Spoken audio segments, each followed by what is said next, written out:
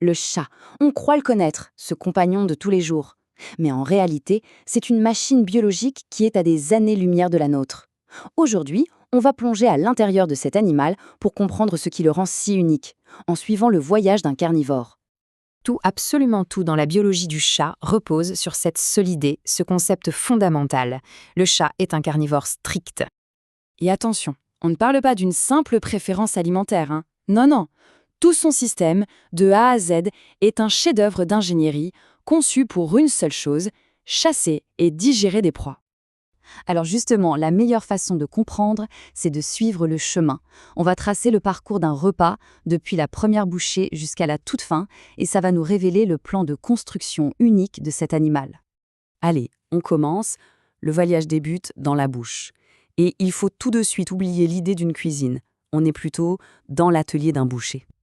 Et là, on a déjà une différence fondamentale. Un omnivore, comme nous, peut broyer sa nourriture avec des mouvements latéraux. Le chat, impossible. Sa mâchoire, c'est comme une paire de ciseaux. Elle ne peut que s'ouvrir et se fermer. Un point, c'est tout.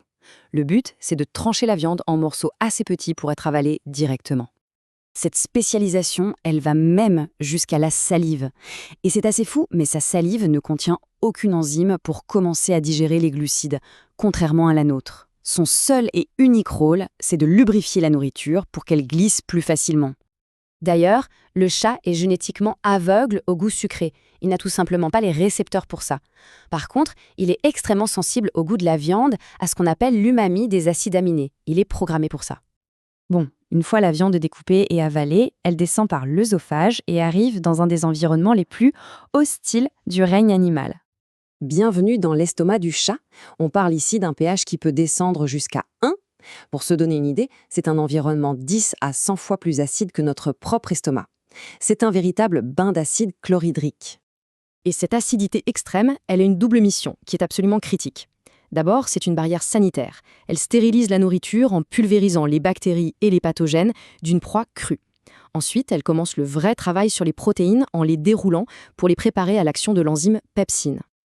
Ok, en sortant de l'estomac, le repas, qui est maintenant une sorte de bouillie acide, entre dans ce qu'on pourrait appeler l'usine chimique du corps, l'intestin grêle. Et là, il ne travaille pas seul, il a des partenaires de choc. C'est une véritable opération coordonnée. Le pancréas arrive à la rescousse, il neutralise l'acidité et déverse une armée d'enzymes pour découper protéines et graisses. Pendant ce temps, le foie et la vésicule biliaire s'occupent spécifiquement des graisses en produisant et en injectant de la bile. Et ce graphique, il résume parfaitement la situation. Le chat est une machine ultra efficace pour digérer les protéines et les graisses. C'est une autoroute. Par contre, pour les glucides, là, c'est une toute autre histoire. Son système est très mal équipé pour ça, avec une production très limitée de l'enzyme nécessaire. Et c'est là qu'on comprend que sa dépendance à la viande, elle est totale. Le chat ne peut tout simplement pas fabriquer lui-même certains nutriments essentiels, la taurine, l'arginine. Un seul repas sans arginine, par exemple, peut être très dangereux. Il est obligé, biologiquement obligé, de les trouver dans ses proies. Le voyage touche à sa fin. Ce qui n'a pas pu être digéré arrive maintenant dans la toute dernière station de traitement, qui, vous allez voir, est très simple. Le gros intestin du chat est court et efficace. Sa fonction principale est très simple, récupérer l'eau et les électrolytes. C'est pour ça que les déchets sont si petits et secs. Il y a très peu de fermentation, contrairement aux herbivores. C'est rapide, c'est efficace. Au final, l'ensemble du système, de la première dent jusqu'au dernier centimètre d'intestin, est un modèle parfait d'adaptation.